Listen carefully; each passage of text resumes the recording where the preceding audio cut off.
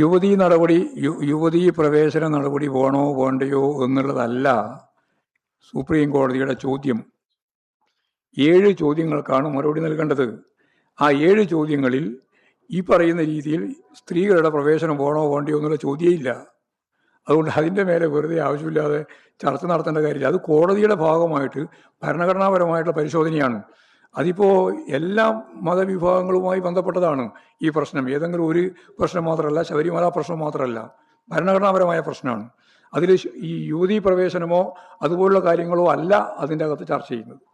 അല്ല, ഞങ്ങളെ സംബന്ധിച്ചിടത്തോളം അതിൻ്റെ വ്യക്തമായ കാഴ്ചപ്പാട് മുമ്പ് തന്നെ ഞങ്ങൾ പറഞ്ഞതാണ്. ആചാരം സംബന്ധിച്ച് നിയമപരമായ അല്ലെങ്കിൽ ഭരണഘടനാപരമായ പ്രശ്നം മാത്രമല്ല, ആചാരം അതുപോലെ തന്നെ സാമൂഹ്യ പരിതസ്ഥിതികൾക്ക് അല്ല, ലിംഗസമത്വം മാത്രമല്ല, നിരവധിയായ പ്രശ്നങ്ങളുണ്ട്.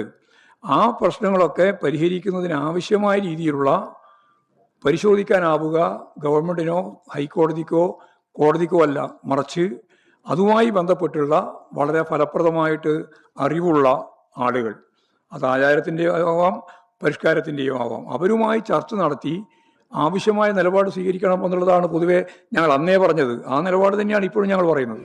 അല്ലെങ്കിൽ ഞങ്ങൾ ഏതെങ്കിലും കാലത്ത് വിശ്വാസികളെ വികാരം മാനിക്കാതിരുന്നിട്ടുണ്ടോ? എല്ലാ കാലത്തും വിശ്വാസികളുടെ വികാരം മാനിച്ചുകൊണ്ട് പ്രവർത്തിക്കുന്ന ഒരു പാർട്ടിയാണ് CPIM. നിങ്ങൾക്ക് എന്തിനാ തർക്കം?